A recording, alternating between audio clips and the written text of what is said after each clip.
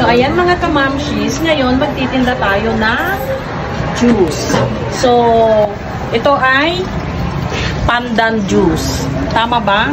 Pandan ba ang lasa?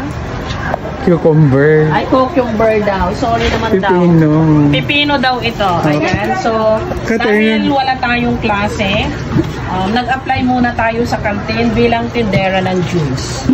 Katerno pa ng damit niya. At coincidence talaga, katerno ng aking damit.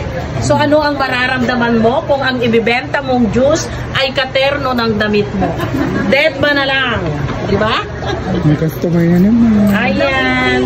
So, ito ang masarap na juice. 5 pesos lang po ito sa mga gustong bumili.